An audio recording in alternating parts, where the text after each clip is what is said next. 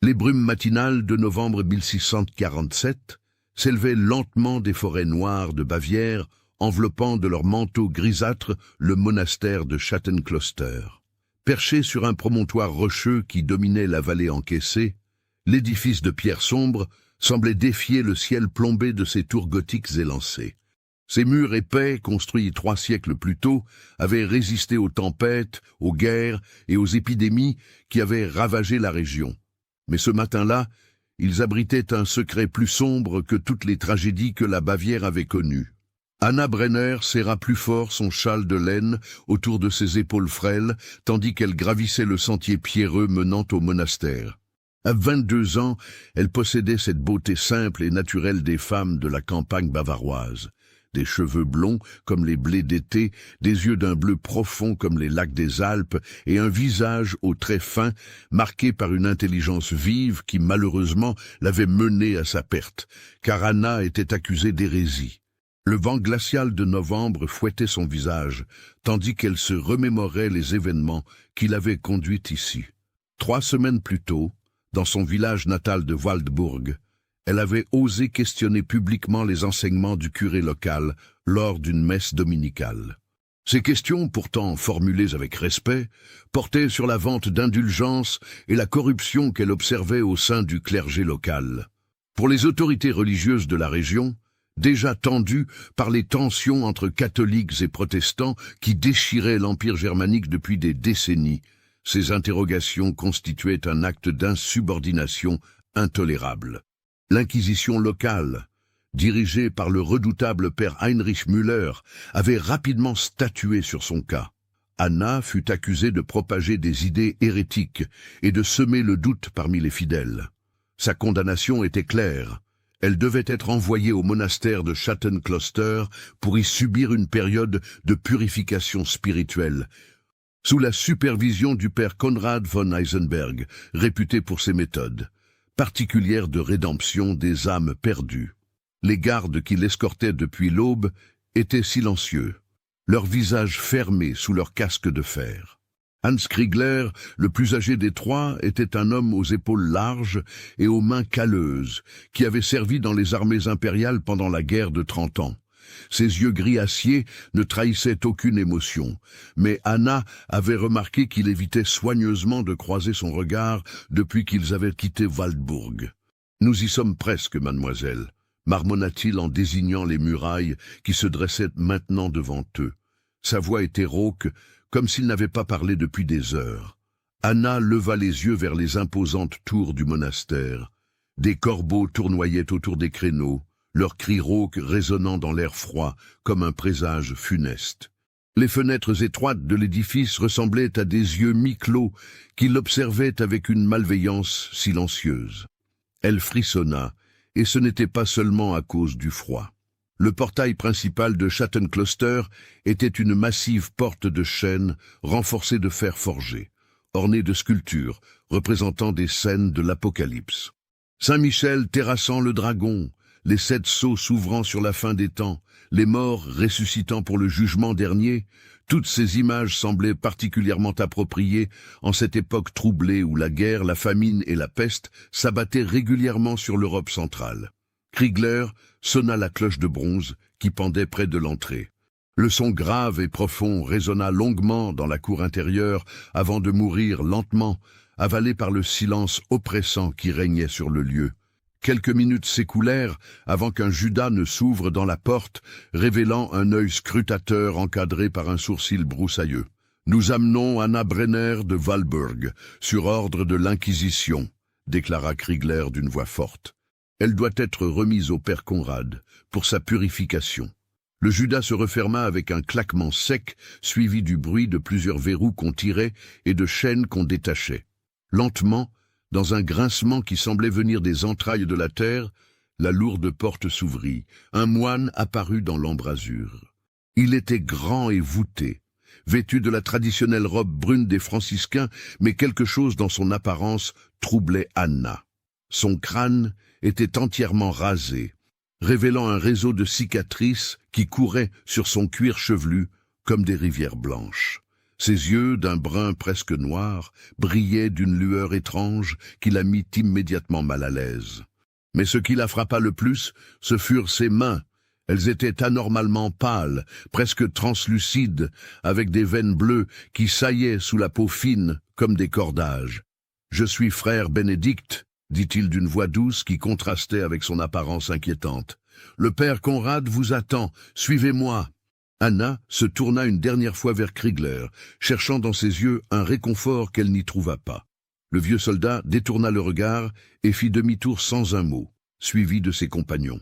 Elle les regarda s'éloigner sur le sentier jusqu'à ce qu'ils disparaissent dans la brume, emportant avec eux son dernier lien avec le monde extérieur. « Mademoiselle Brenner, dit doucement frère Bénédicte, il ne faut pas avoir peur. Le père Conrad est un homme de grande sagesse et de profonde compassion. Il vous aidera à retrouver le chemin de la rédemption. » Anna franchit le seuil du monastère, et aussitôt elle fut frappée par l'odeur qui régnait dans les lieux. Ce n'était pas la senteur habituelle d'encens et de cire d'abeille qu'on trouve dans les églises, mais quelque chose de plus âcre, de plus organique. Une odeur métallique qui lui rappelait celle du sang frais, mélangée à des relents d'herbes médicinales et de quelque chose qu'elle ne parvenait pas à identifier.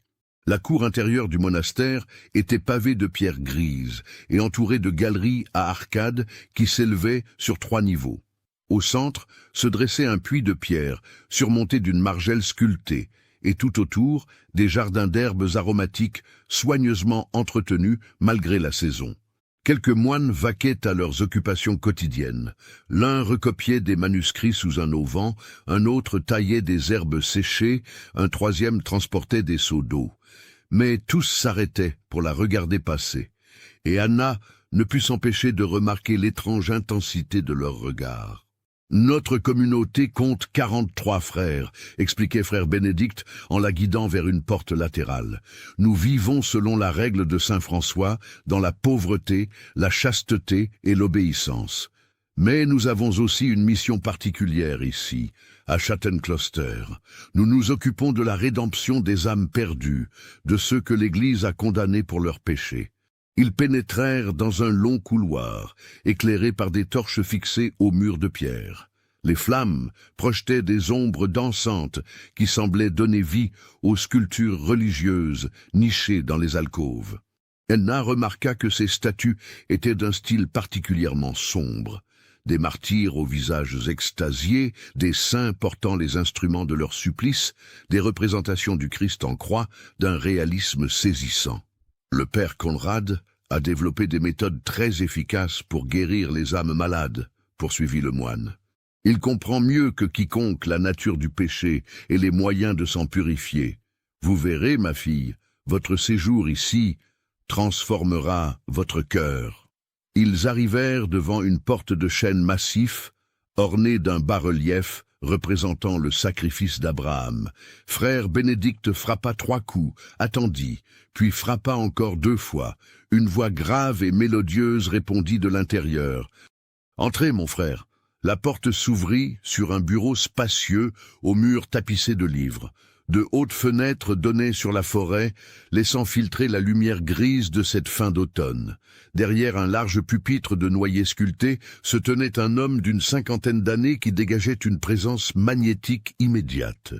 Le père Konrad von Heisenberg était un homme de taille moyenne, mais d'une prestance remarquable.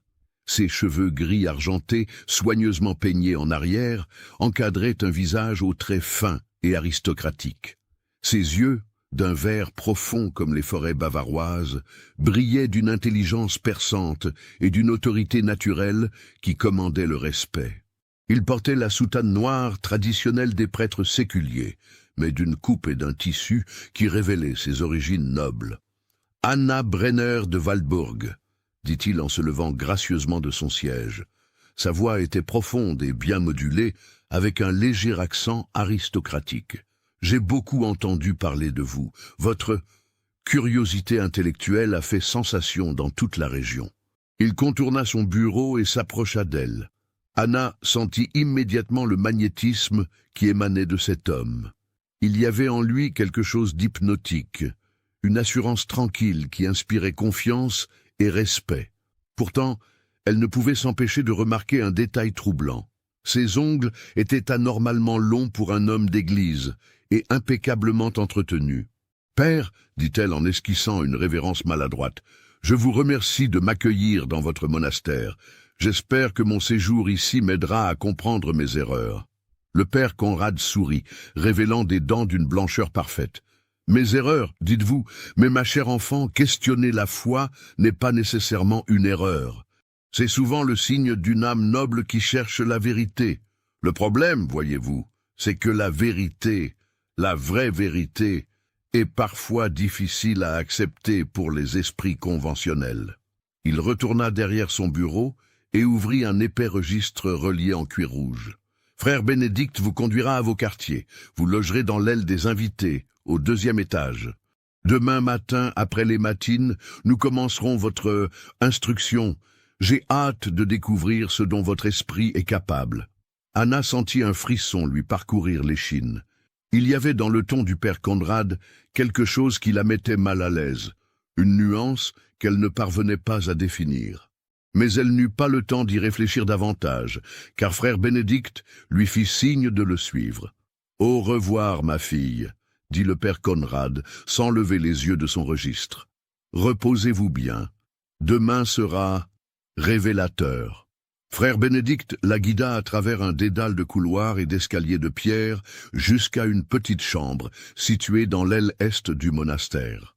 La pièce était spartiate mais propre, un lit étroit avec un matelas de paille, une table de bois brut, une chaise et un crucifix de fer accroché au mur au-dessus de la tête de lit.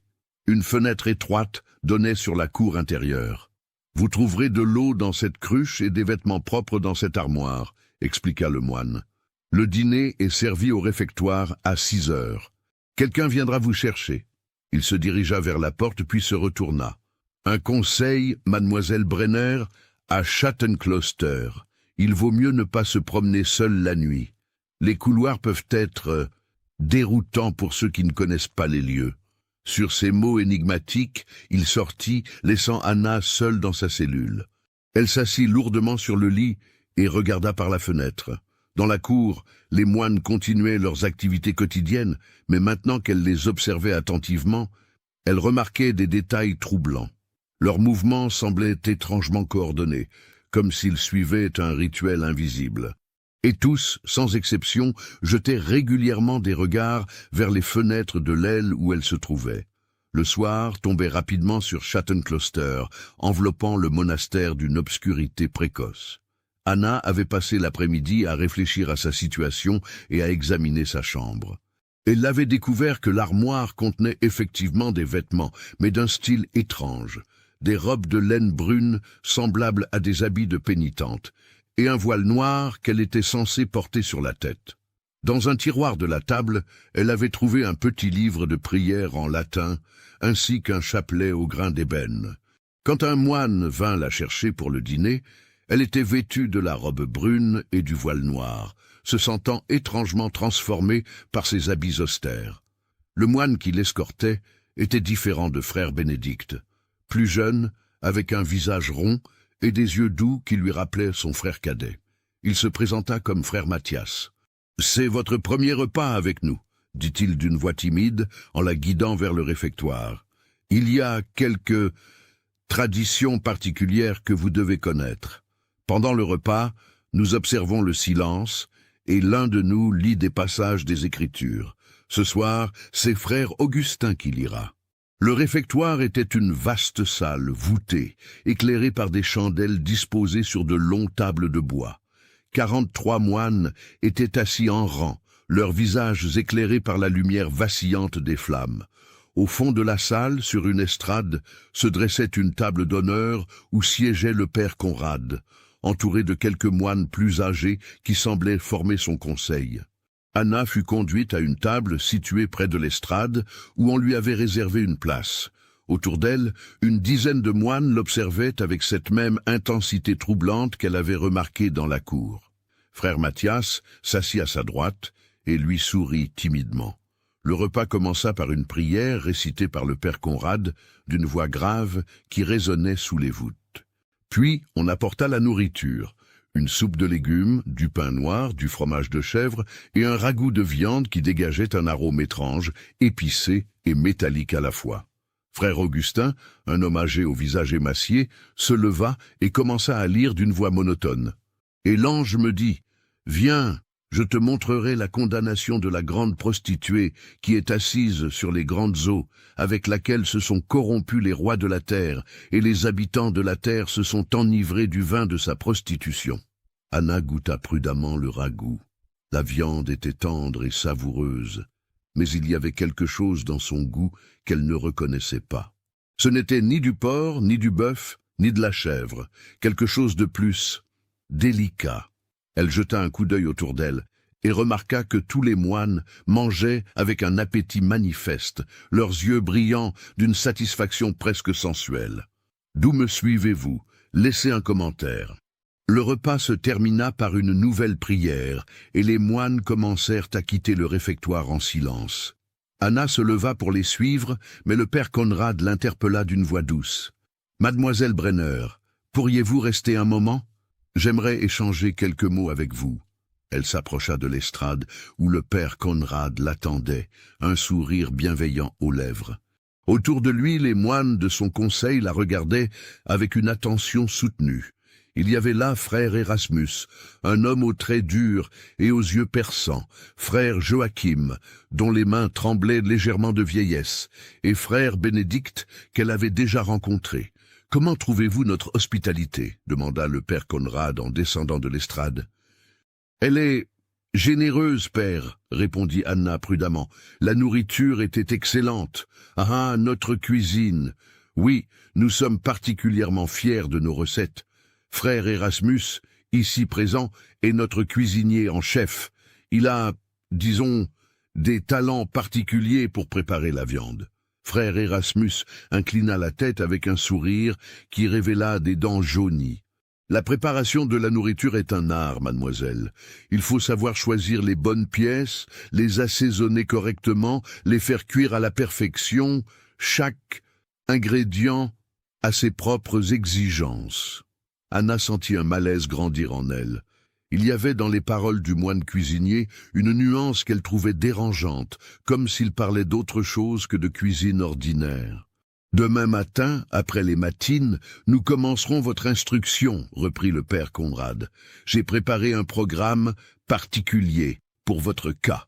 Vous verrez, ma chère Anna, que la vérité sur la nature du péché et de la rédemption est beaucoup plus complexe que ce qu'enseignent les prêtres ordinaires. » Il s'approcha d'elle, et Anna sentit son parfum, un mélange d'encens et de quelque chose de plus subtil, de plus troublant. Ses yeux verts la fixaient avec une intensité hypnotique. Le péché, voyez-vous, n'est pas seulement un acte, c'est une essence, une substance qui imprègne l'âme du pécheur. Et pour purifier cette essence, il faut des méthodes particulières, des méthodes que seuls quelques initiés connaissent. Anna recula instinctivement d'un pas. « Père, je ne suis pas sûr de comprendre. »« Vous comprendrez, mon enfant. Vous comprendrez très bientôt. » Il se tourna vers frère Mathias, qui attendait près de la porte. « Frère Mathias, reconduisez mademoiselle Brenner à ses quartiers et veillez à ce qu'elle ne se perde pas en chemin. » Anna suivit le jeune moine à travers les couloirs sombres du monastère. L'éclairage nocturne était minimal, quelques torches disposées aux intersections principales, créant de vastes zones d'ombre où n'importe quoi pouvait se cacher.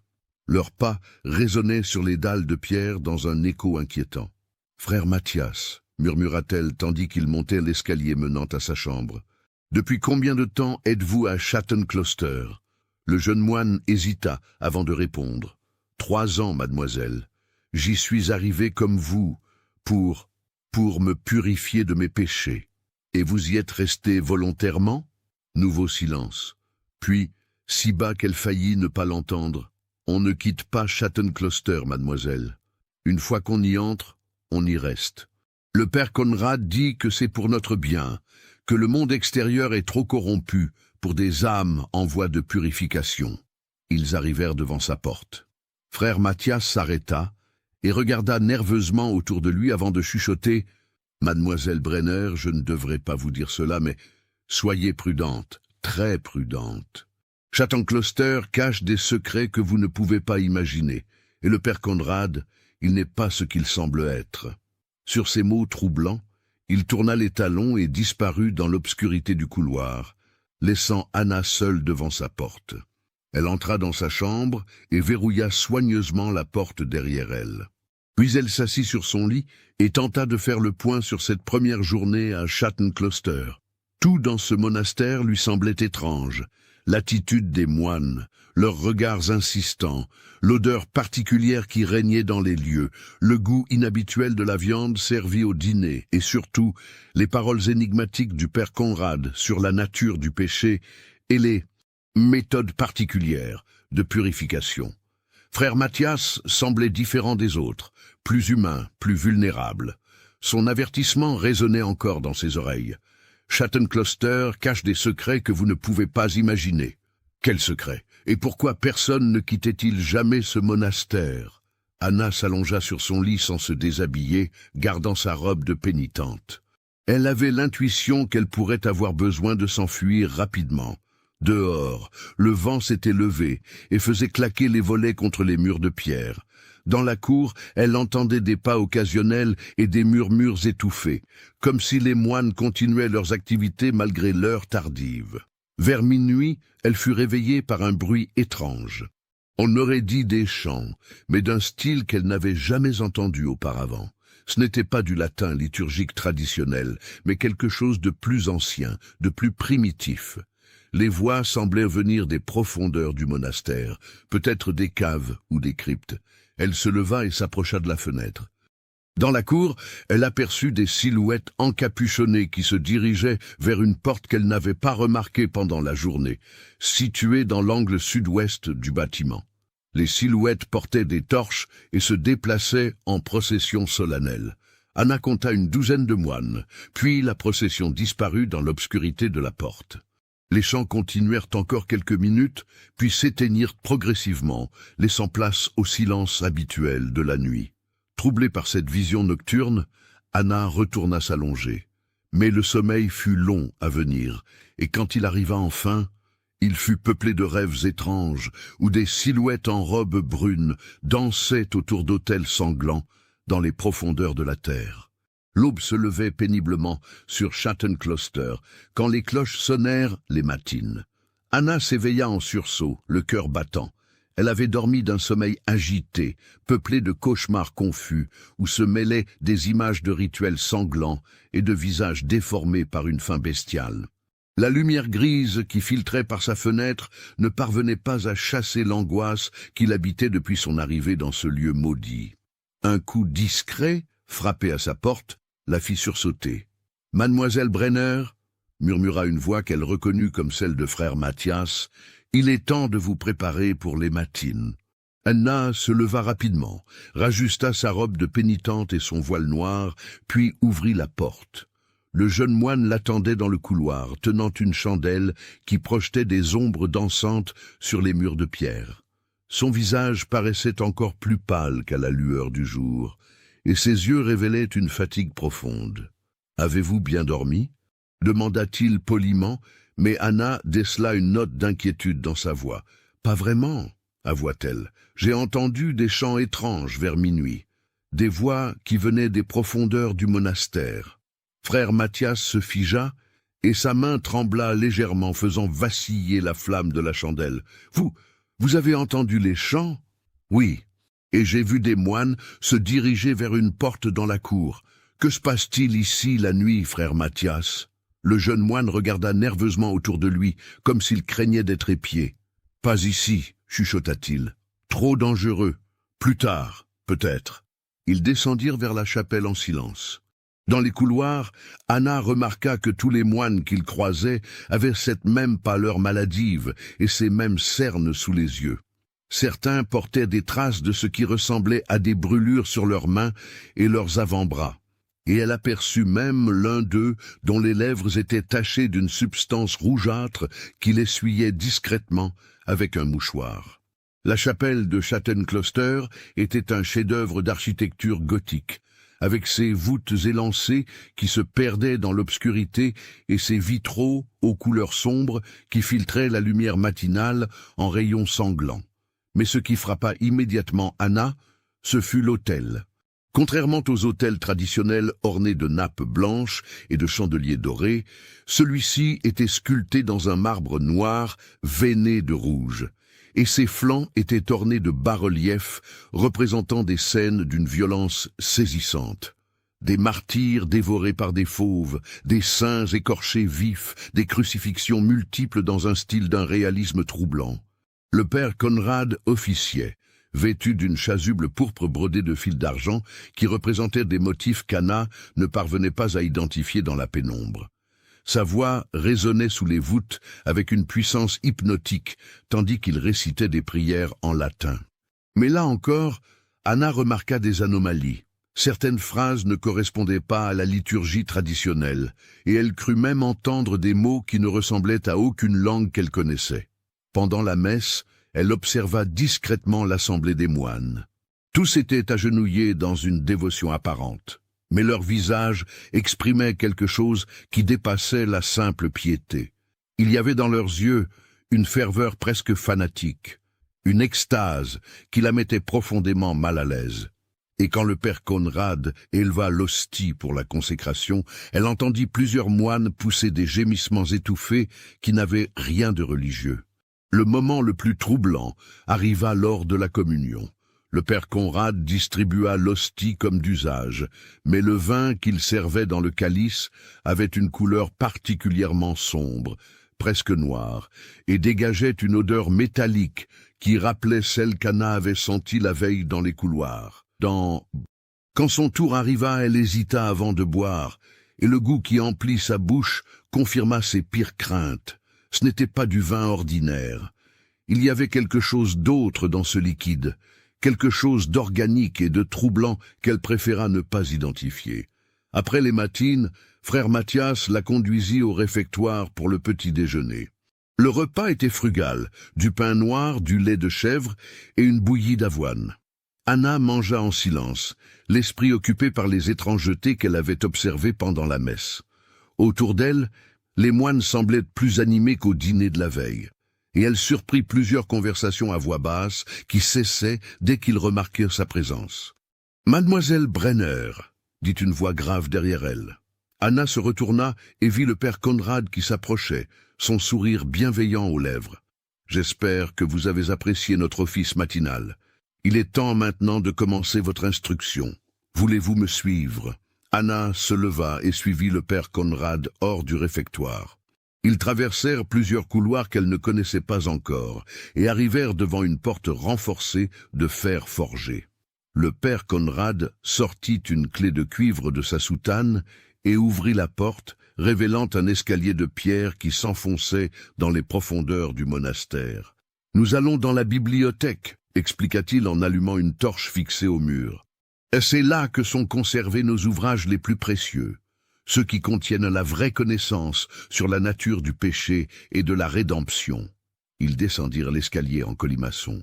L'air devenait de plus en plus froid et humide à mesure qu'il s'enfonçait, et l'odeur métallique qu'Anna avait remarquée dès son arrivée se faisait de plus en plus présente. Les murs de pierre suintaient d'humidité, et elle entendait au loin le bruit d'eau qui gouttait dans l'obscurité. Cette partie du monastère date du XIVe siècle, expliquait le père Conrad tandis qu'il descendait. Elle a été construite sur d'anciennes cryptes romaines. Les fondateurs de Schattenkloster avaient compris l'importance de préserver certains savoirs, loin des regards indiscrets. Ils arrivèrent enfin dans une vaste salle voûtée, éclairée par des torches. Les murs étaient entièrement tapissés de rayonnages qui s'élevaient jusqu'au plafond, remplis de livres, de grimoires et de manuscrits. Mais ce qui attira immédiatement l'attention d'Anna, ce fut l'immense table de bois qui occupait le centre de la pièce. Sa surface était couverte de taches sombres qui semblaient incrustées dans le bois, et elle était entourée de chaises sculptées dans un style qui rappelait les sièges de torture qu'elle avait vus dans les illustrations de livres d'histoire. « Voici notre bibliothèque secrète », annonça fièrement le père Conrad. Elle contient plus de 3000 ouvrages sur les sciences occultes, l'alchimie, la médecine traditionnelle et d'autres domaines de connaissances que l'Église officielle préfère ignorer. Il se dirigea vers l'une des étagères et en retira un épais volume relié en cuir noir. Commençons par celui-ci, De Naturae Peccati et Purificatione Animarum, écrit par mon prédécesseur, le père Cornelius von Schattenkloster, au XVe siècle. C'est un traité révolutionnaire sur la nature physique du péché. Anna prit le livre avec des mains tremblantes. La couverture était ornée de symboles étranges gravés dans le cuir, et quand elle l'ouvrit, elle découvrit des pages couvertes d'une écriture gothique serrée, accompagnée d'illustrations qui la firent frémir. Il y avait là des dessins anatomiques d'une précision saisissante, mais qui représentaient des corps humains dans des positions impossibles, des organes disposés selon des configurations aberrantes, et surtout des scènes de dissection où des hommes en robe de moine s'activaient autour de cadavres étalés sur des tables. Le père Cornelius, expliquait le père Conrad d'une voix passionnée, avait compris une vérité fondamentale que les théologiens ordinaires refusent d'admettre. Le péché n'est pas seulement un acte spirituel, c'est aussi une substance physique qui imprègne le corps du pécheur. Cette substance peut être extraite, purifiée, et même consommée à des fins thérapeutiques. Anna leva les yeux du livre, horrifiée. Consommée? Que voulez-vous dire? Le père Conrad sourit et s'approcha d'elle. Voyez-vous, ma chère Anna, la médecine de notre époque reconnaît déjà les vertus curatives de certaines substances humaines. Le sang des criminels exécutés, par exemple, est utilisé contre l'épilepsie. La graisse des pendus soigne les rhumatismes. Mais le père Cornelius est allé plus loin. Il a découvert que la chair et le sang des pécheurs repentis, consommés selon certains rituels, confèrent à celui qui les ingère une purification spirituelle extraordinaire. Anna recula d'un pas, le livre lui échappant des mains et tombant au sol avec un bruit sourd. « Père, vous parlez de cannibalisme. »« De cannibalisme ?» Le père Conrad rit doucement. « Mon enfant, vous employez un terme si vulgaire pour décrire un sacrement sublime. Nous ne parlons pas de dévorer la chair comme des bêtes sauvages, mais de communier avec l'essence spirituelle de nos frères pécheurs pour nous purifier mutuellement. » Il ramassa le livre et le posa sur la table, l'ouvrant à une page illustrée d'une gravure particulièrement explicite. Des moines agenouillés autour d'un autel, sur lequel reposait un corps nu, et l'un d'eux tenait un calice qu'il remplissait du sang qui coulait d'une plaie béante dans le cou de la victime. « Regardez cette illustration, » poursuivit le père Conrad. « Elle représente le Sacramentum Purificationis, le sacrement de purification que nous pratiquons ici depuis des siècles. Le pécheur volontaire offre sa chair et son sang pour racheter ses fautes et purifier ses frères. C'est un acte d'amour sublime, la plus haute forme de charité chrétienne. » Anna sentait la nausée monter en elle. « Volontaire? Vous voulez dire que vos victimes acceptent d'être mangées? »« Victimes !» Le père Conrad fronça les sourcils. « Il n'y a pas de victimes ici, seulement des pécheurs qui cherchent la rédemption, et vous seriez surprise de voir avec quelle ferveur ils embrassent leur destin quand ils comprennent la beauté du sacrifice qu'ils vont accomplir. » Il ferma le livre et se dirigea vers une autre étagère. « Mais nous prenons de l'avance. Votre éducation doit être progressive. Commençons par étudier les bases théologiques de notre pratique. » Les heures qui suivirent furent un cauchemar éveillé pour Anna. Le père Conrad lui fit lire des passages de dizaines d'ouvrages qui décrivaient en détail les sacrements de purification pratiqués à Schattenkloster. Elle découvrit avec horreur que le monastère abritait depuis des siècles une secte secrète qui avait développé une théologie aberrante basée sur la consommation rituelle de chair humaine. Selon leurs croyances, chaque péché commis par un individu laissait une marque physique dans son corps, une sorte de corruption spirituelle qui pouvait être extraite et purifiée par des méthodes spéciales. Ces méthodes impliquaient la torture méthodique du pécheur pour concentrer le péché dans certaines parties de son corps, puis la consommation de ces parties par d'autres membres de la communauté selon des rituels précis. Le père Conrad lui expliqua que le monastère était divisé en deux communautés, les purificateurs et les purifiés. Les purificateurs étaient les moines qui avaient atteint un niveau de sainteté suffisant pour pouvoir consumer la chair des pécheurs sans être corrompus. Les purifiés étaient ceux qui devaient encore racheter leurs fautes en offrant leur corps en sacrifice. « Et dans quelle catégorie suis-je » demanda Anna d'une voix blanche. Le père Conrad lui sourit avec une tendresse paternelle qui la glaça jusqu'aux os. « Ma chère enfant, votre cas est particulier. Votre péché principal est l'orgueil intellectuel, la prétention de pouvoir juger les enseignements de l'Église. C'est un péché grave, mais qui peut être purifié. Vous commencerez comme purifié, naturellement. » Anna sentit le piège se refermer sur elle. « Et si je refuse ?»« Refusez ?» Le père Conrad parut sincèrement surpris. « Mais pourquoi refuseriez-vous le salut de votre âme ? Voyez-vous, ma chère Anna, vous n'avez pas vraiment le choix. Votre condamnation pour hérésie vous a mené ici, et l'Inquisition nous a donné plein pouvoir sur votre sort. Vous pouvez embrasser votre destin avec joie et résignation chrétienne, ou vous pouvez résister et rendre votre purification plus douloureuse. Le résultat final sera le même. » Il se leva et se dirigea vers la porte. « Pour aujourd'hui, notre leçon est terminée. Frère Bénédicte va vous reconduire à vos quartiers. Ce soir, vous assisterez à votre première cérémonie de purification. Vous verrez par vous-même la beauté et la spiritualité de nos rituels. » Anna le regarda s'éloigner, l'esprit en ébullition. Elle comprenait maintenant pourquoi personne ne quittait jamais Chattencloster, pourquoi frère Mathias avait l'air si terrifié, pourquoi les moines avaient tous cette pâleur cadavérique. Ce monastère n'était pas un lieu de purification spirituelle, c'était un abattoir humain déguisé en institution religieuse. Frère Bénédicte apparut dans l'embrasure de la porte, son sourire inquiétant aux lèvres. « Mademoiselle Brenner, voulez-vous me suivre ?» Anna n'avait pas le choix. Elle suivit le moine dans les escaliers qui remontaient vers les étages supérieurs, l'esprit occupé à chercher un moyen de s'échapper de cet enfer. Mais les murs épais de Chattencloster semblaient infranchissables, et elle se doutait que tous les moines étaient des complices du père Conrad, tous peut-être sauf frère Mathias. En arrivant devant sa chambre, elle se tourna vers frère Bénédicte. « Le repas de midi sera servi dans votre chambre aujourd'hui, » répondit le moine. « Le père Conrad préfère que vous vous reposiez avant la cérémonie de ce soir. Ce sera intense. » Une fois seule dans sa chambre, Anna se précipita vers la fenêtre et examina attentivement la cour. Elle était située au 2e étage, et une chute directe serait probablement fatale.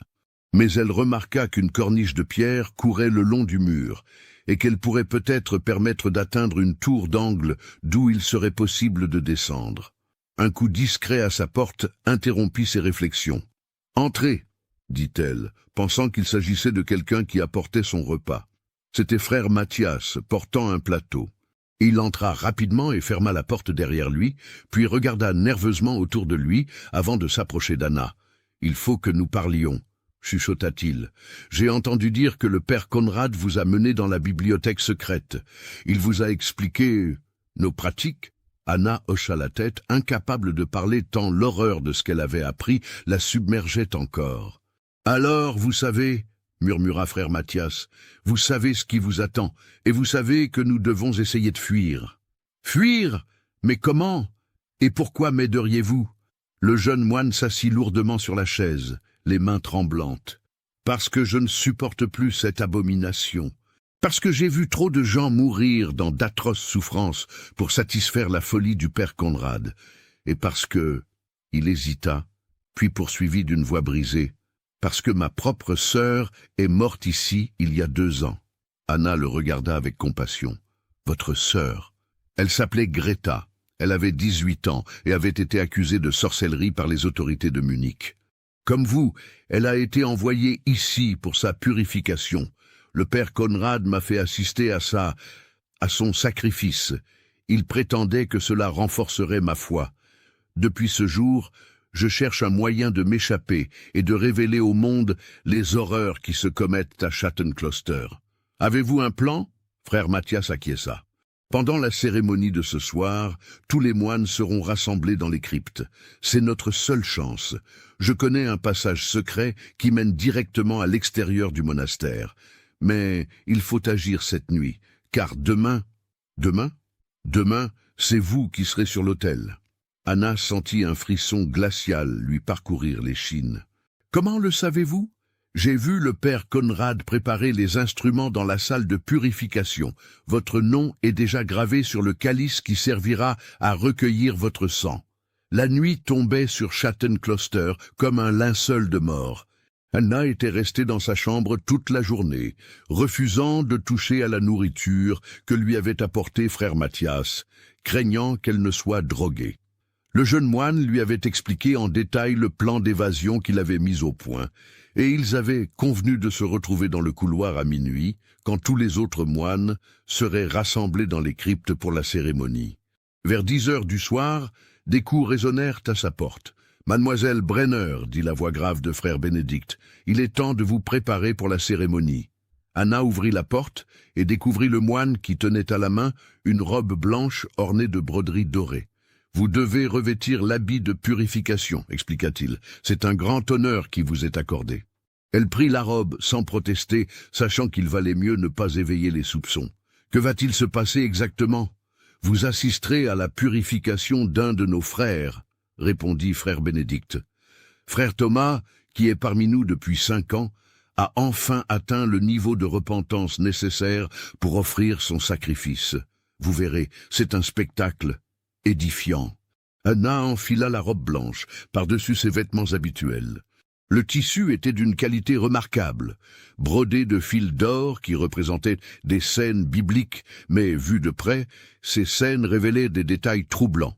Abraham sacrifiant Isaac, mais avec une lame plus longue et plus cruelle. Judith décapitant Holoferne, mais avec un sourire extatique.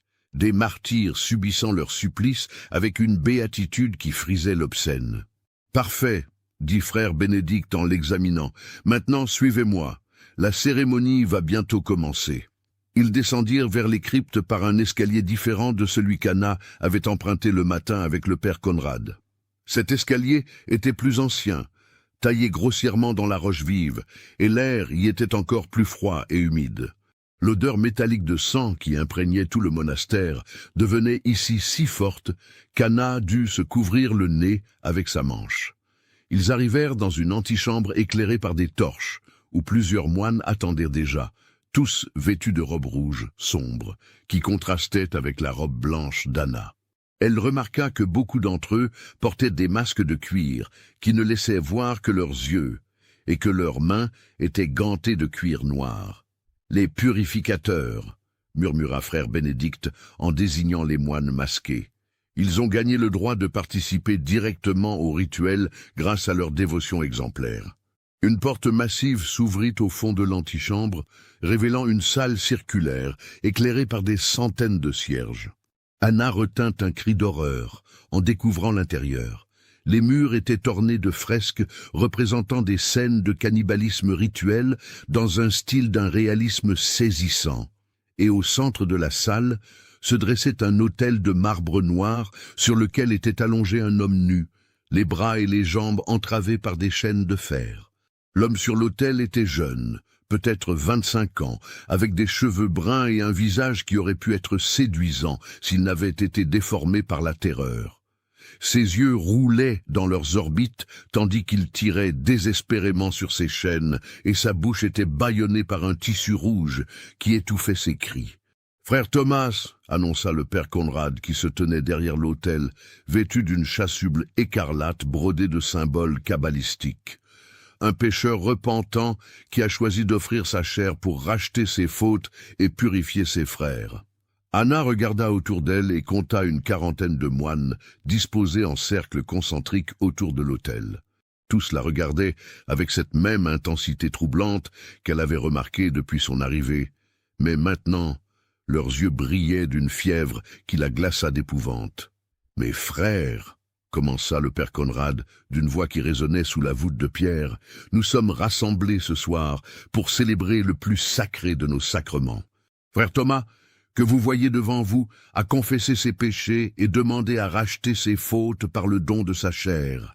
Selon notre tradition séculaire, nous allons purifier son âme en purifiant son corps, et nous partagerons sa substance pour nous élever vers la sainteté. » Il leva les bras vers le plafond, révélant qu'il tenait dans sa main droite un long couteau à la lame recourbée et dans sa main gauche un calice de métal sombre. Que commence la purification? Les moines entonnèrent un chant dans cette langue étrange qu'Anna avait entendue le matin pendant la messe. Les voix s'élevaient en harmonie complexe qui semblait résonner dans ses os mêmes, créant une atmosphère d'une intensité hypnotique. Malgré son horreur, elle se sentait étrangement attirée par cette mélodie primitive qui éveillait en elle des instincts qu'elle ne connaissait pas. Le père Conrad s'approcha de l'autel et commença à réciter une litanie en latin, mais un latin déformé, corrompu, où des mots d'origine inconnue se mêlaient aux formules traditionnelles. À chaque phrase, les moines répondaient en chœur, et leur voix prenait une intonation de plus en plus gutturale, de plus en plus bestiale. Soudain, le père Conrad leva son couteau au-dessus de l'homme enchaîné. La lame brilla dans la lumière des cierges comme un éclair de métal.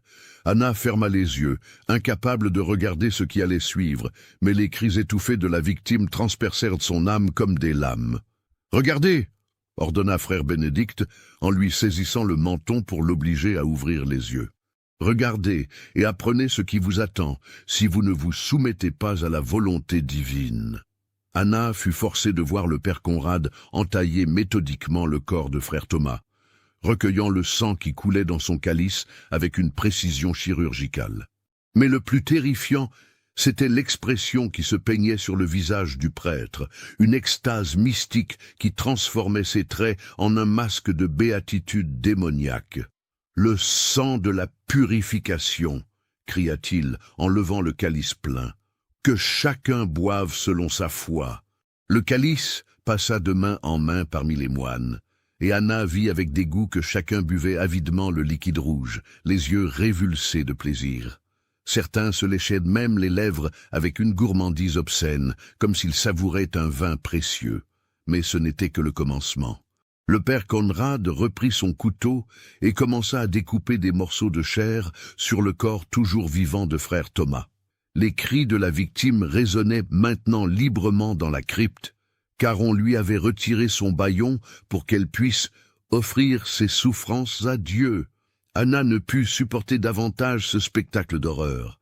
Elle se détourna et vomit violemment sur le sol de pierre, mais frère Bénédicte la maintint fermement pour l'empêcher de fuir. Si cette histoire macabre vous a donné des frissons, partagez-la avec un ami qui aime les contes d'horreur. « Il faut vous habituer, » chuchota-t-il à son oreille. « Demain, c'est votre tour. » Ces mots frappèrent Anna comme un coup de fouet. Demain. Elle avait espéré que frère Mathias et elle auraient plus de temps pour organiser leur fuite, mais il était clair que les cannibales de Schattenkloster ne lui laisseraient pas de répit. Soudain, dans l'horreur de la scène qui se déroulait devant elle, quelque chose attira son attention. Parmi les moines qui entouraient l'autel, elle aperçut une silhouette qui ne participait pas au rituel avec la même ferveur que les autres. C'était frère Mathias, et il la regardait avec une expression de dégoût et de compassion qui contrastait avec l'extase collective qui régnait dans la crypte. Leurs regards se croisèrent, et le jeune moine articula silencieusement « Minuit, soyez prête ». Le rituel se poursuivit pendant encore 1 heure, dans une orgie de cannibalisme qui dépassait tout ce qu'Anna aurait pu imaginer dans ses pires cauchemars. Elle vit les moines se disputer les morceaux de chair, les dévorer avec des grognements de satisfaction, se barbouiller le visage de sang, comme s'il s'agissait d'un onguent sacré. Le père Conrad présidait à cette bacchanale avec la dignité d'un grand prêtre, distribuant les offrandes selon une hiérarchie complexe qui semblait correspondre au degré de sainteté de chacun. Quand frère Thomas rendit enfin son dernier souffle, son corps n'était plus qu'une carcasse sanglante dont il ne restait que les os et quelques lambeaux de chair. Les moines avaient littéralement dévoré un homme vivant, sous prétexte de purification spirituelle. Et maintenant, annonça le père Conrad en essuyant le sang sur ses mains avec un linge blanc. Préparons-nous pour la prochaine purification. Demain, nous accueillerons une nouvelle âme dans notre communion sacrée. Il se tourna vers Anna avec un sourire qui la glace d'épouvante. Mademoiselle Brenner, j'espère que cette cérémonie vous a éclairé sur la beauté de nos pratiques. Demain, vous aurez l'honneur insigne d'offrir votre propre chair pour racheter vos péchés d'orgueil et d'hérésie. Anna ne répondit pas, trop choquée pour articuler un mot. Frère Bénédicte la prit par le bras et la reconduisit vers les escaliers, laissant derrière eux la crypte où les moines continuaient à nettoyer l'autel et à récupérer les derniers morceaux de leurs victimes. De retour dans sa chambre, Anna s'effondra sur son lit, tremblante de tous ses membres. Elle avait assisté à l'assassinat le plus atroce qu'on puisse imaginer, perpétré par des hommes qui prétendaient servir Dieu. Et demain, elle subirait le même sort si elle ne parvenait pas à s'échapper. Elle attendit que minuit sonne aux cloches du monastère, puis se leva silencieusement et s'approcha de la porte. Au moment où elle allait l'ouvrir, des pas résonnèrent dans le couloir. Elle colla son oreille contre le bois et entendit la voix de frère Bénédicte. « Tu es sûr qu'elle n'essaiera pas de fuir ?»« Certain, » répondit une autre voix qu'elle reconnut avec horreur, comme celle de frère Mathias. « Elle est trop terrifiée pour tenter quoi que ce soit. Et de toute façon, j'ai mis de la belladone dans son eau. Elle dormira jusqu'à demain matin. » Anna recula de la porte abasourdie. Frère Mathias, le seul moine en qui elle avait cru pouvoir avoir confiance, était en réalité complice des autres. Tout ce qu'il lui avait raconté sur sa sœur, sur son désir de fuir, sur le plan d'évasion, tout était faux. Il n'avait fait que gagner sa confiance pour mieux la tromper. Elle se précipita vers la cruche d'eau et la renifla. Effectivement, une odeur âcre s'en dégageait, masquée par des herbes aromatiques. Si elle avait bu cette eau, elle se serait endormie et n'aurait pu opposer aucune résistance le lendemain matin. Maintenant, elle comprenait l'horrible vérité. Il n'y avait aucun allié dans ce monastère maudit. Tous les moines, sans exception, étaient des cannibales fanatiques dévoués corps et âme au père Conrad. Frère Mathias n'était qu'un appât destiné à briser la résistance des victimes en leur donnant l'illusion qu'elles pourraient s'échapper. Anna se dirigea vers la fenêtre et regarda la cour plongée dans l'obscurité. Sa seule chance de salut était de tenter une évasion par ses propres moyens, même si les risques étaient énormes. Elle préférait mourir en essayant de fuir plutôt que de finir dépecée vivante sur l'autel sanglant de ces monstres. Elle rassembla ses maigres affaires et se prépara à affronter la nuit glaciale de novembre. Dehors, le vent hurlait entre les tours du monastère, comme les lamentations des victimes passées de Schattenkloster. Mais Anna était déterminée. Elle ne rejoindrait pas le cortège des morts de ce lieu maudit. Tandis qu'elle s'apprêtait à enjamber le rebord de la fenêtre, une révélation terrible lui traversa l'esprit. Si frère Mathias était complice des cannibales depuis le début, cela signifiait que son histoire sur sa sœur Greta était également un mensonge. Ou pire encore, peut-être que Greta avait vraiment existé, peut-être qu'elle était vraiment morte ici, mais peut-être que frère Mathias avait participé à son sacrifice, au lieu d'en être le témoin horrifié. Cette pensée la fit frissonner plus que le vent glacial qui s'engouffrait par la fenêtre ouverte. Dans quel enfer était-elle tombée? Et combien d'innocents étaient morts dans ce monastère au cours des siècles? Une chose était certaine. Elle ne laisserait pas le père Conrad ajouter son nom à la liste de ses victimes. Anna se tenait sur la corniche de pierre, à 20 mètres au-dessus de la cour pavée de Schattenkloster. Le vent de novembre fouettait sa robe blanche, la faisant claquer comme un linceul dans la nuit noire. Sous ses pieds, la pierre était glissante d'humidité, et chaque pas risquait d'être le dernier. Mais la terreur de ce qui l'attendait à l'aube la poussait à continuer. Elle progressait lentement le long du mur, se collant contre la façade pour éviter d'être vue depuis les fenêtres du monastère. La corniche n'était large que d'une trentaine de centimètres, et par endroits, l'érosion l'avait rendue encore plus étroite. Ses doigts cherchaient désespérément des prises dans les interstices entre les pierres, et plus d'une fois, elle faillit perdre l'équilibre. Au bout d'une progression qui lui sembla durer une éternité, elle atteignit la tour d'angle qu'elle avait repérée depuis sa fenêtre. Cette tour était plus ancienne que le reste du bâtiment, et sa façade était ornée de sculptures en relief qui offraient de meilleures prises pour la descente. Anna commença à descendre prudemment, testant chaque prise avant d'y confier son poids. Soudain, une pierre se détacha sous sa main et alla s'écraser dans la cour avec un bruit qui résonna comme un coup de tonnerre dans le silence nocturne. Anna se figea, le cœur battant, attendant de voir si quelqu'un avait entendu. Quelques secondes s'écoulèrent, puis une lumière apparut à l'une des fenêtres du monastère. « Qu'est-ce que c'était » entendit-elle crier une voix dans la nuit. « Je vais voir » répondit une autre voix plus proche. Anna accéléra sa descente, ne prenant plus le temps de tester chaque prise. Elle était encore à 10 mètres du sol quand elle entendit des pas dans la cour. N'ayant plus le choix, elle se laissa tomber, espérant atterrir sur quelque chose qui amortisse sa chute. Elle eut de la chance. Elle tomba dans un tas de foin que les moines utilisaient pour nourrir leurs chevaux. La chute lui coupa le souffle et lui fit mal aux côtes, mais elle n'était pas blessée gravement. Elle se releva rapidement et courut vers l'ombre de la muraille d'enceinte. « Là, près de l'écurie !» cria la voix du moine qui l'avait aperçue. Anna entendit d'autres voix se joindre à la première, puis le bruit de pas qui couraient dans sa direction. Elle longea la muraille en cherchant désespérément une issue, mais les murs de Schatten-Kloster étaient hauts et parfaitement entretenus. Il lui fallait trouver la porte principale, ou périr. Elle contourna l'angle sud-ouest du monastère et se dirigea vers l'entrée principale. Mais quand elle y arriva, elle découvrit avec désespoir que la massive porte de chêne était fermée par une épaisse barre de fer qui nécessitait plusieurs hommes pour être soulevée. Derrière elle, les voix de ses poursuivants se rapprochaient. Des torches apparurent au détour des bâtiments, projetant des ombres dansantes sur les murs. Anna comprit qu'elle était prise au piège. « Mademoiselle Brenner !» appela la voix du père Conrad qui résonna dans la nuit comme un glas funèbre. « Cessez cette fuite inutile. Vous ne faites que retarder l'inévitable et aggraver vos péchés. » Anna se plaqua contre la porte, cherchant désespérément une solution. C'est alors qu'elle remarqua dans l'ombre de l'embrasure une plus petite porte qu'elle n'avait pas vue pendant la journée. Une porte de service, sans doute utilisée par les moines pour leurs allées et venues discrètes. Elle s'approcha et poussa la poignée. Par miracle, la porte n'était pas verrouillée.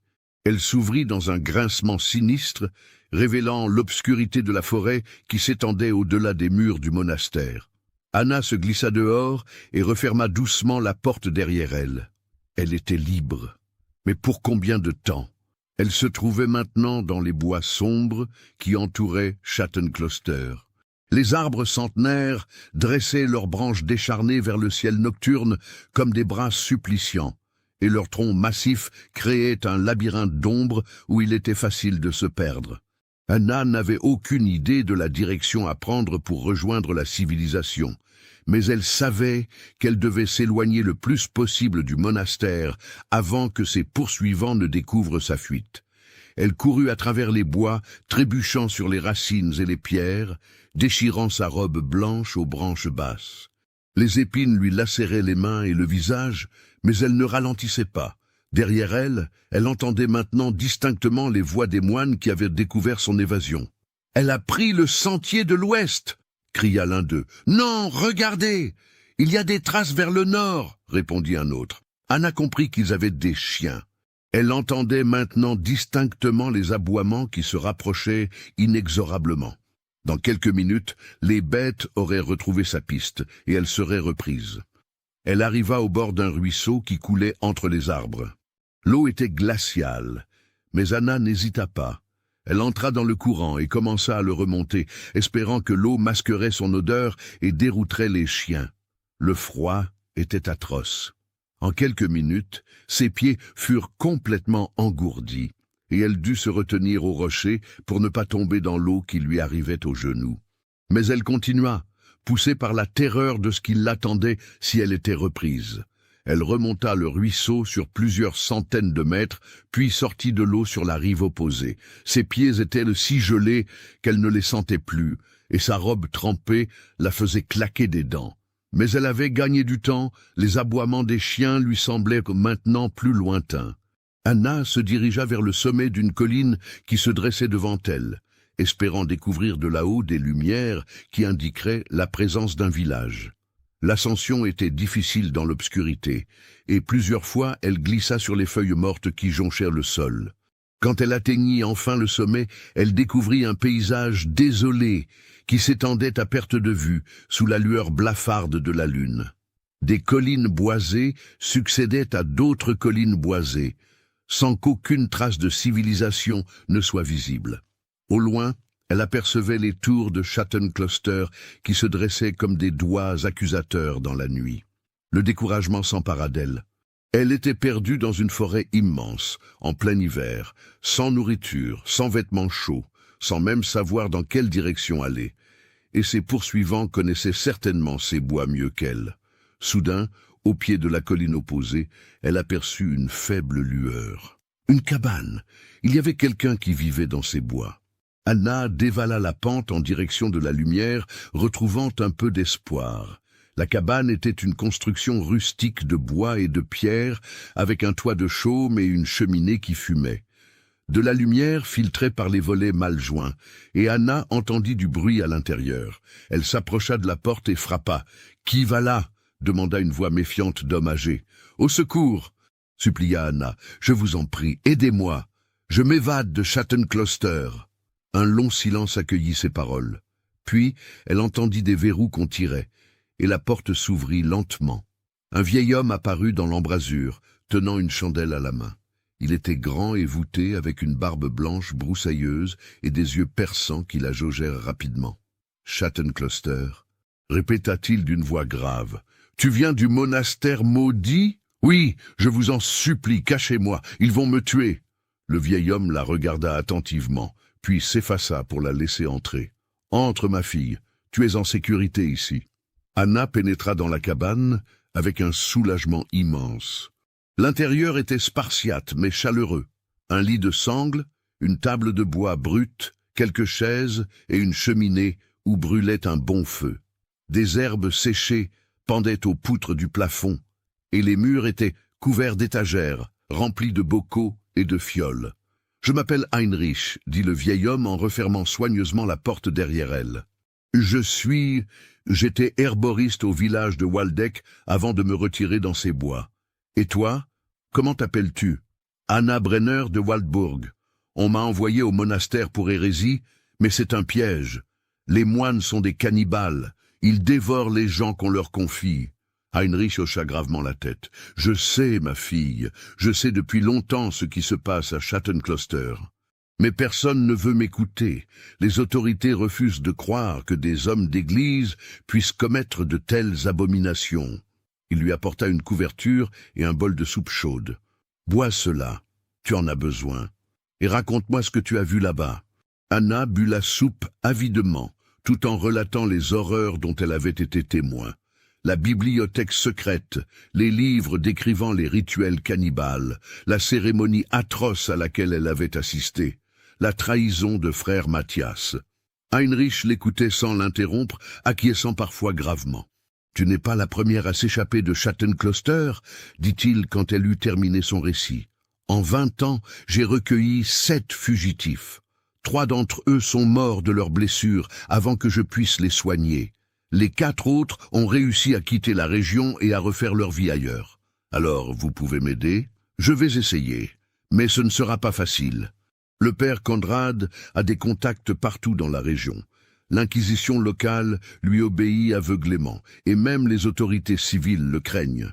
Il faudra t'emmener très loin d'ici pour que tu sois en sécurité. » Soudain, des aboiements retentirent au dehors, tout proche. Heinrich se figea et souffla sa chandelle. « Ils arrivent !» chuchota-t-il. « Vite, cache-toi dans la cave !» Il souleva une trappe dissimulée dans le plancher, révélant un étroit escalier qui descendait vers une cave creusée dans la roche. Anna s'y glissa rapidement, et Heinrich referma la trappe au-dessus d'elle. Dans l'obscurité totale de la cave, Anna entendait maintenant distinctement les voix de ses poursuivants qui se rapprochaient. Elle reconnut celle de frère Bénédicte. Ses traces mènent ici. Elle est forcément dans cette cabane. Des coups violents résonnèrent contre la porte de la cabane. « Ouvrez! Nous savons que vous cachez une fugitive !»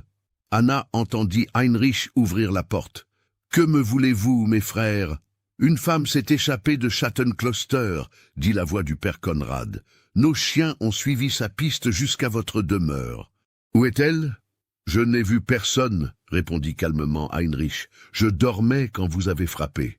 Permettez-nous de fouiller votre cabane. » Anna entendit des pas lourds au-dessus de sa tête. Les moines retournaient la cabane de fond en comble, renversant les meubles et brisant la vaisselle. Elle retenait son souffle, terrifiée à l'idée d'être découverte. « Il n'y a personne ici, » dit finalement frère Bénédicte. « Peut-être que les chiens se sont trompés. »« Les chiens ne se trompent jamais, » répliqua sèchement le père Conrad. « Elle est passée par ici, j'en suis certain. Mais elle a pu continuer sa fuite. Que devons-nous faire, père ? Fouiller toute la forêt s'il le faut. Cette femme ne doit pas atteindre la civilisation. Elle en sait trop sur nos pratiques. » Les voix s'éloignèrent progressivement et Anna entendit enfin Heinrich rouvrir la trappe. « Ils sont partis, » chuchota-t-il, « mais ils vont revenir. Il faut partir d'ici cette nuit même. » Anna remonta de la cave, les jambes tremblantes. « Où pouvons-nous aller ? Il y a un marchand de mon village qui fait régulièrement le voyage jusqu'à Munich. Il part demain matin avec sa carriole. Si nous arrivons à le rattraper, il pourra t'emmener en sécurité. » Heinrich rassembla rapidement quelques affaires dans un sac de toile, des vivres, des vêtements chauds et quelques fioles contenant des médicaments. Puis il éteignit le feu et ferma soigneusement sa cabane. « Suivez-moi » dit-il en prenant un sentier qui s'enfonçait dans la forêt. « Je connais un raccourci qui nous permettra d'éviter les patrouilles de moines. » Ils marchèrent pendant des heures dans les bois sombres, guidés par la connaissance parfaite qu'Heinrich avait de ces lieux. Le vieil herboriste se déplaçait avec une agilité surprenante pour son âge, et Anna avait du mal à suivre son rythme. Mais la peur lui donnait des forces, et elle serrait les dents pour ne pas se plaindre. Vers l'aube, ils arrivèrent au bord d'une route qui serpentait entre les collines. « C'est la route de Munich », expliqua Heinrich. « Le marchand passe toujours ici vers 6 heures du matin. » Ils se cachèrent dans un bosquet au bord de la route et attendirent. Le soleil se levait lentement, dissipant les brumes de la nuit et réchauffant un peu l'air glacial.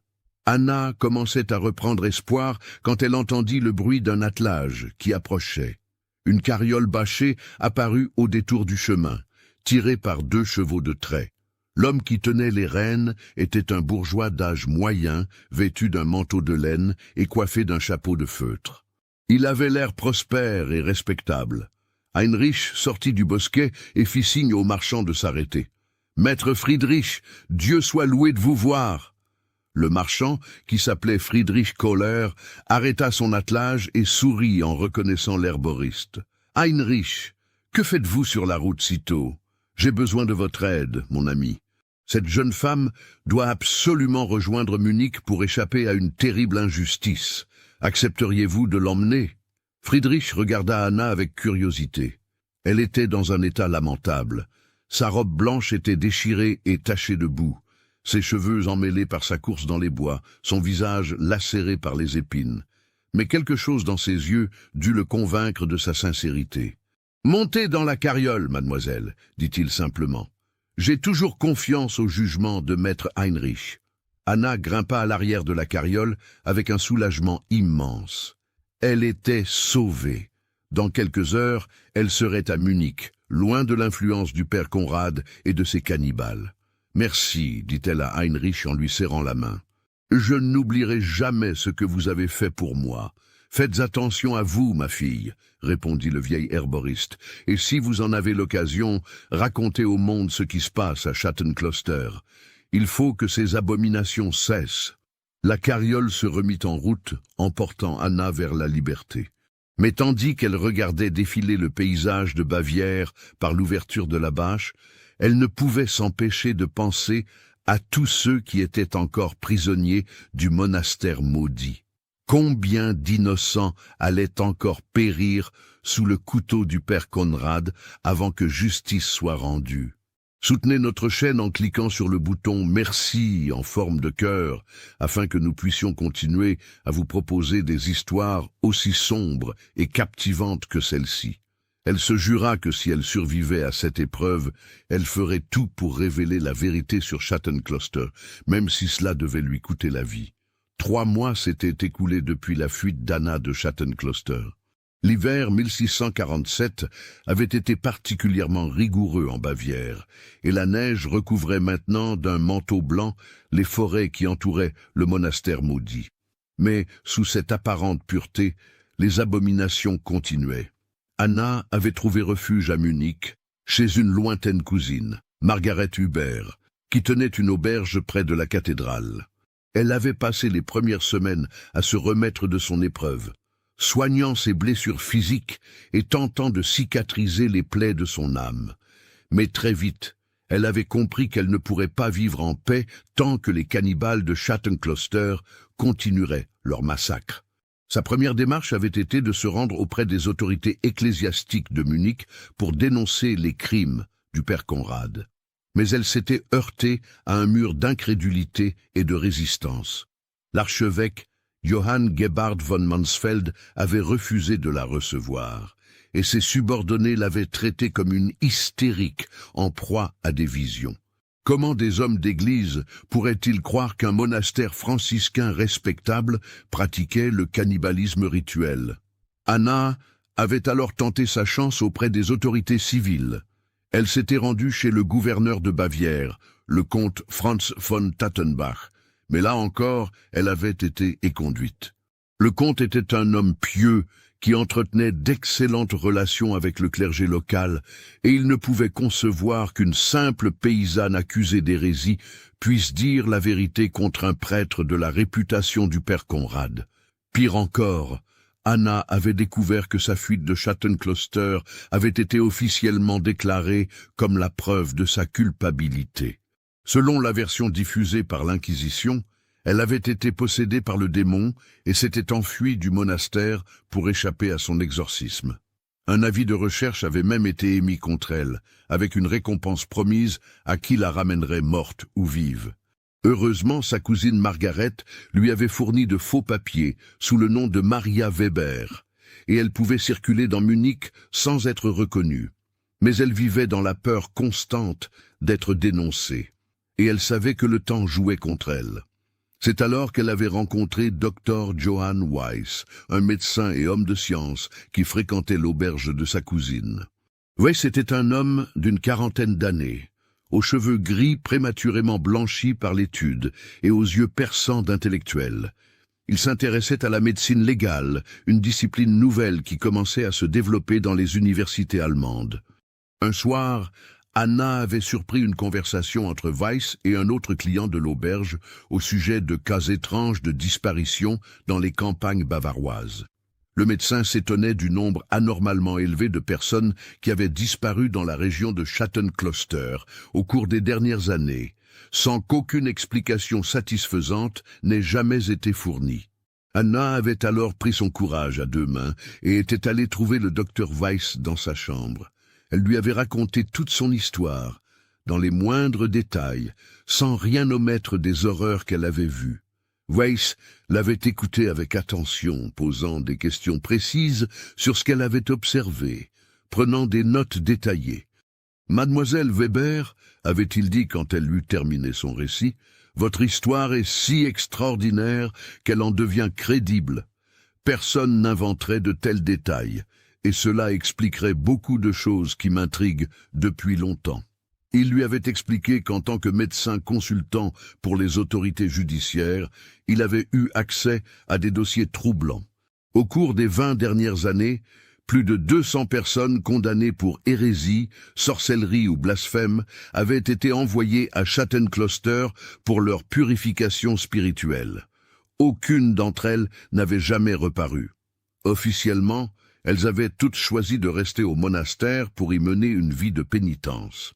Mais cette explication n'avait jamais convaincu le médecin. « Il nous faut des preuves », avait-il conclu, « des preuves matérielles, irréfutables, que même l'Église ne pourra ignorer.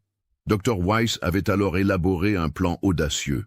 Il allait constituer une équipe d'enquêteurs discrets qui se rendrait à Schatten-Kloster sous divers prétextes pour rassembler des témoignages et des indices. Anna lui fournirait tous les détails qu'elle connaissait sur la disposition des lieux, les habitudes des moines et les moyens d'accéder aux parties secrètes du monastère. L'équipe s'était rapidement constituée autour de personnalités que les horreurs de la guerre de 30 ans avaient rendues sensibles aux injustices. Il y avait Marcus Brennan, un ancien officier impérial devenu mercenaire, qui haïssait la corruption du clergé depuis qu'un évêque avait refusé d'enterrer ses hommes morts de la peste. Il y avait aussi Brother Augustin Richter, un moine dominicain réformateur qui luttait depuis des années contre les abus de l'Église. Et enfin, Katharina Zorn, une veuve de la noblesse bavaroise, dont le fils avait mystérieusement disparu après avoir été envoyé à Schatten-Kloster pour corriger ses mœurs dissolues. La première phase de l'enquête avait duré 2 mois. Chaque membre de l'équipe s'était rendu séparément dans la région de Schatten-Kloster, sous des identités d'emprunt. Brennan s'était fait passer pour un marchand de chevaux, Brother Augustin pour un moine itinérant en pèlerinage, Katharina pour une noble dame en retraite spirituelle, et Dr. Weiss pour un médecin venu soigner une épidémie dans les villages voisins. Leur découverte avait dépassé les pires craintes. Brennan avait retrouvé dans la forêt les restes de ce qui avait dû être un charnier, des ossements humains éparpillés sur plusieurs hectares, la plupart portant des traces de découpe qui ne laissaient aucun doute sur leur origine. Brother Augustin avait interrogé discrètement les villageois et découvert que beaucoup d'entre eux avaient perdu des proches envoyés à Schatten-Kloster, sans jamais en avoir de nouvelles. Katharina avait réussi à corrompre un ancien domestique du monastère, qui lui avait confirmé l'existence de cryptes secrètes où se déroulaient des cérémonies spéciales interdites aux non-initiés. Mais c'était Dr. Weiss qui avait fait la découverte la plus accablante. En se faisant passer pour un médecin itinérant, il avait réussi à pénétrer dans le monastère sous prétexte de soigner une épidémie de fièvre qui touchait plusieurs moines.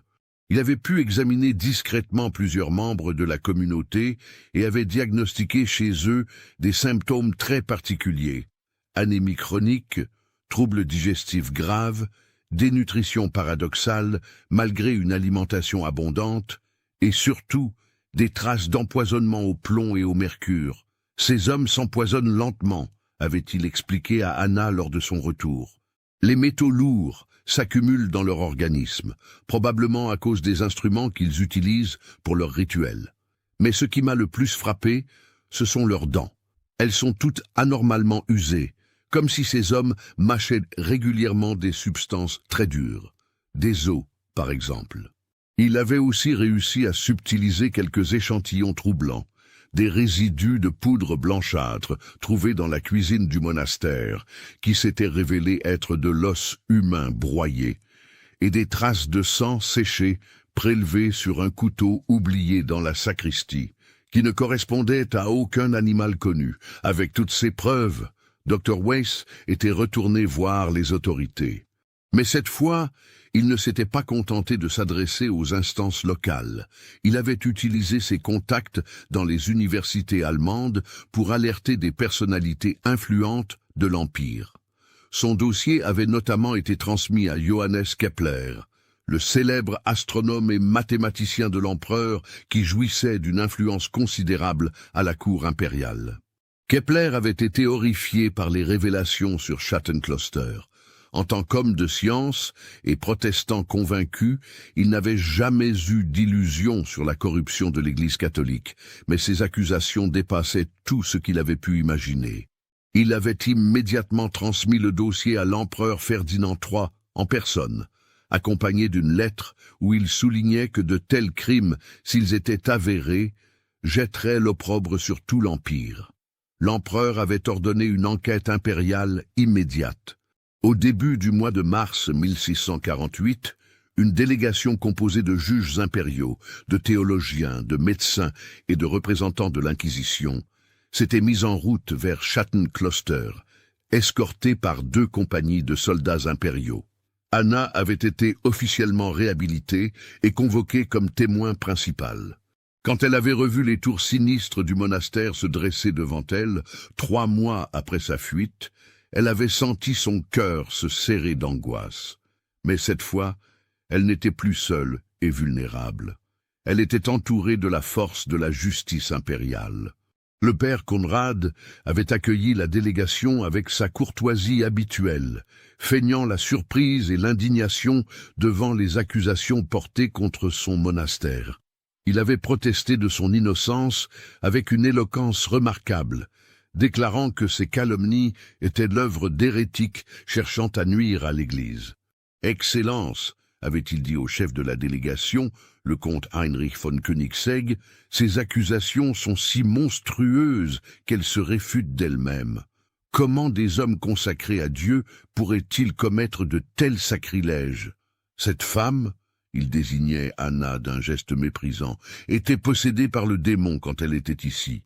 Ses visions démoniaques l'ont menée à inventer ces mensonges abjects. Mais le comte von Koenigsegg était un homme méthodique qui ne se laissait pas impressionner par la rhétorique. « Père Conrad, avait-il répondu froidement, nous allons examiner chaque recoin de votre monastère. Si vous n'avez rien à cacher, vous n'avez rien à craindre. » La fouille avait commencé immédiatement. Guidés par les indications d'Anna, les enquêteurs s'étaient dirigés vers les cryptes secrètes.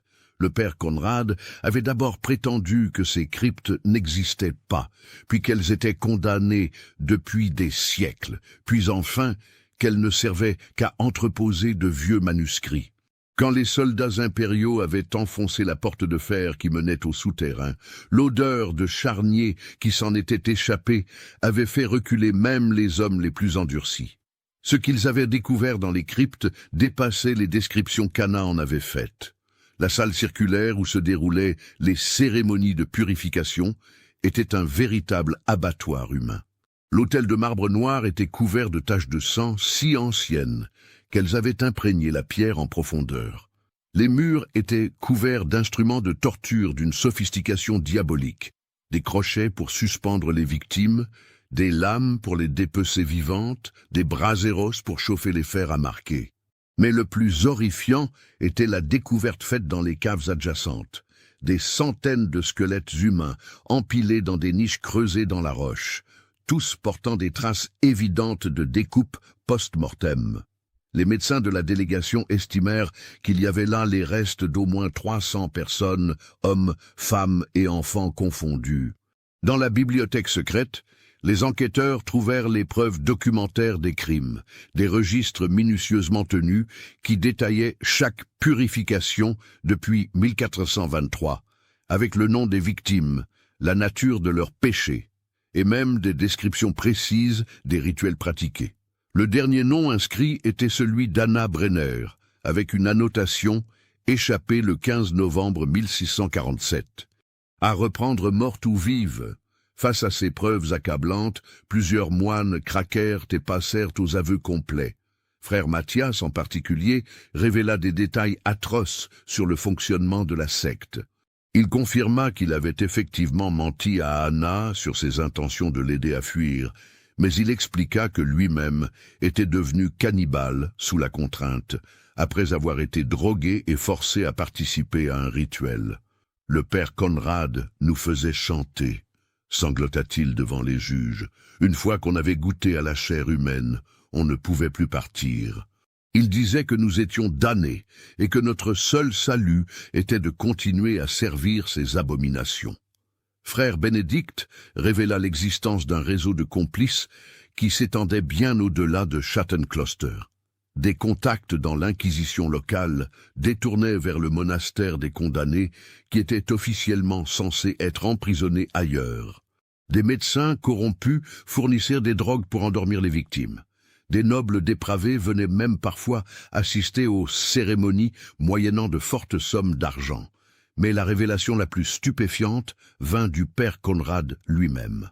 Acculé par l'épreuve et voyant que ses complices l'abandonnaient un à un, il finit par craquer lors de son interrogatoire et livra une confession qui glaça d'horreur tous ceux qui l'entendirent. « Vous ne comprenez pas !»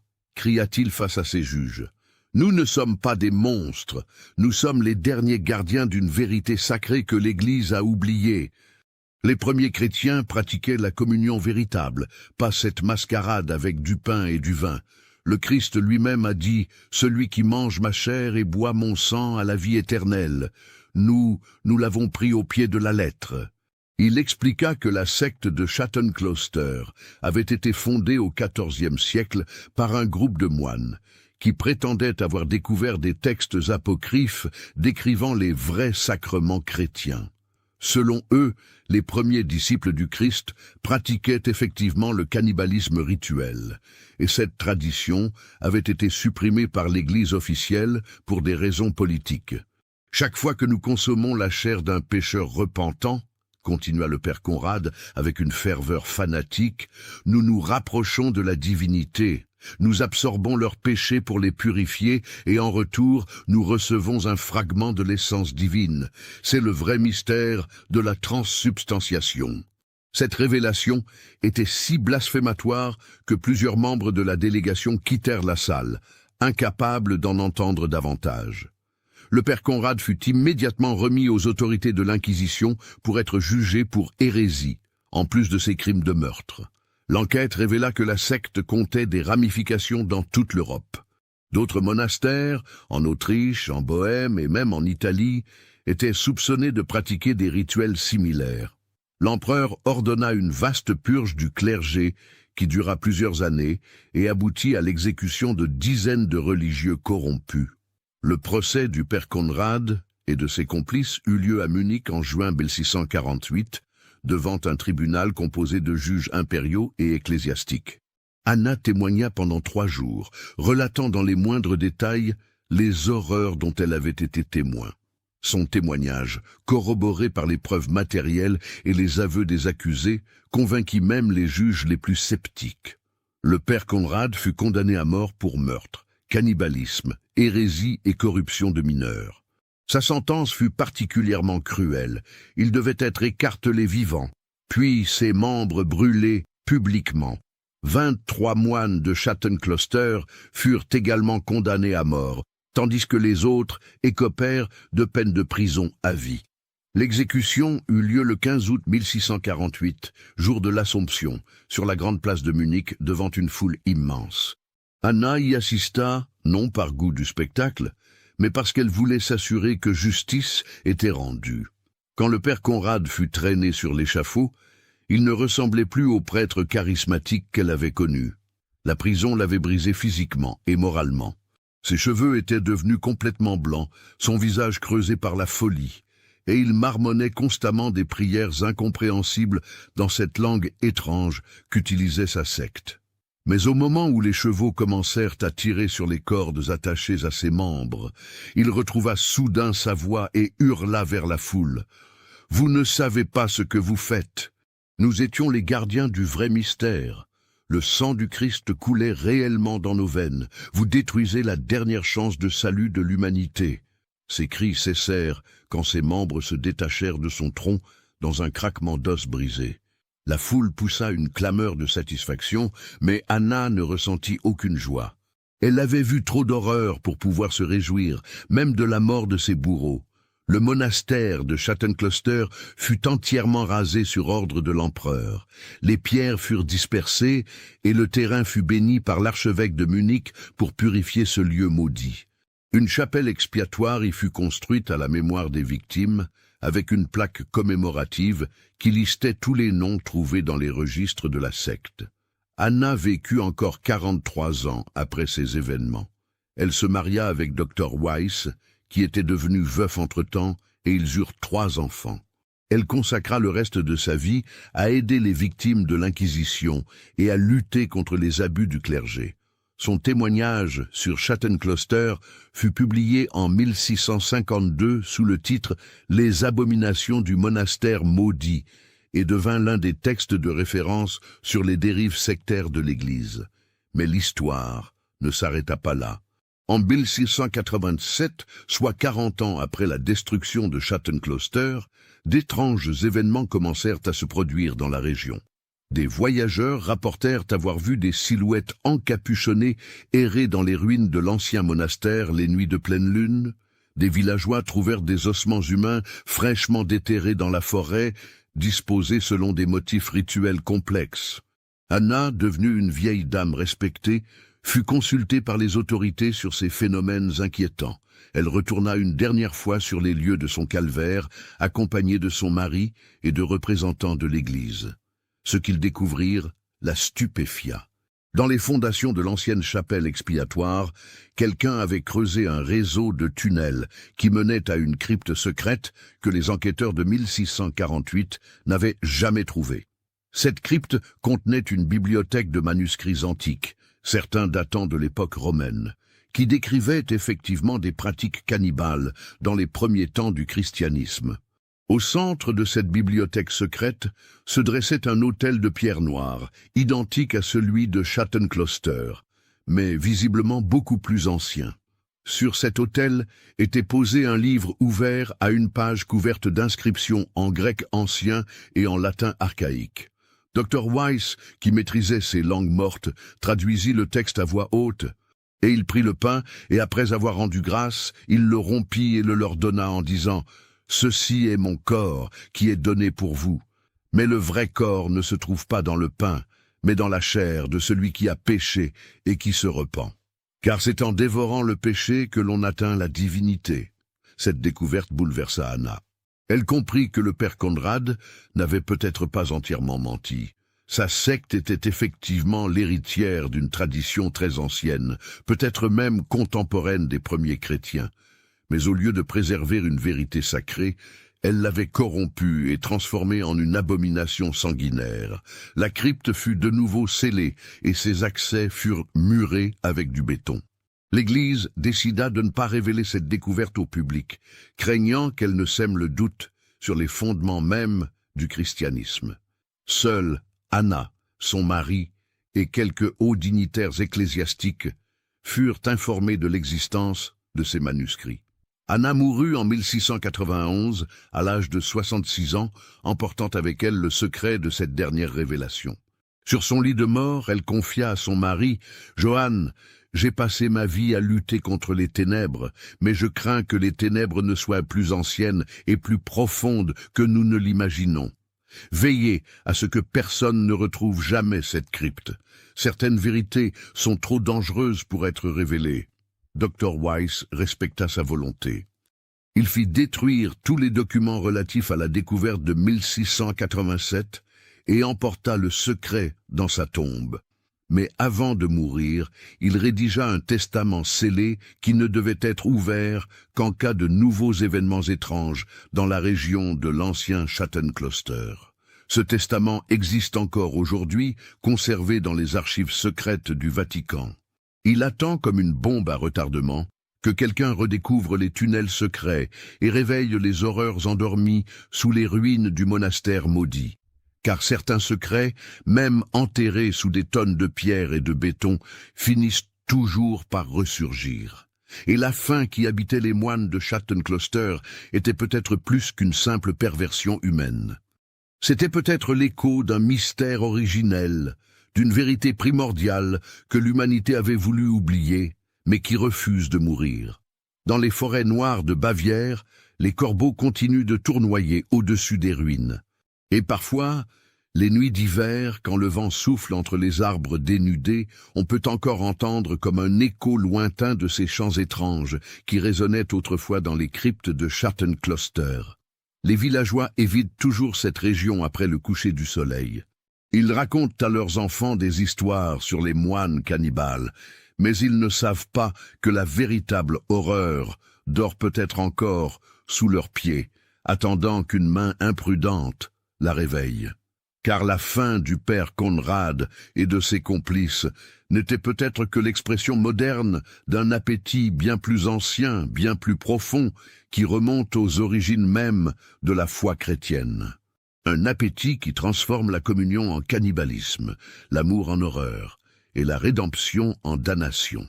Et qui sait, peut-être qu'en ce moment même, dans quelques monastères perdus d'Europe, de nouveaux héritiers de cette tradition maudite préparent leurs couteaux et aiguisent leurs fins, prêts à perpétuer les abominations de Schatten-Closter sous de nouveaux noms et de nouveaux prétextes. Car les ténèbres de l'âme humaine sont infinies, et la capacité de l'homme à justifier ses pires instincts au nom de Dieu semble inépuisable. L'histoire de Schatten-Closter n'est peut-être que l'un des chapitres d'un livre bien plus sombre, écrit en lettres de sang sur les pages de l'histoire. Qu'avez-vous pensé de l'histoire? Laissez votre commentaire ci-dessous et partagez vos réflexions sur ce cas terrifiant. Envie d'autres histoires d'horreur mêlant histoire et mystère. Abonnez-vous, activez la cloche de notification et partagez avec ceux qui aiment le côté obscur de l'humanité. À bientôt pour le prochain cauchemar.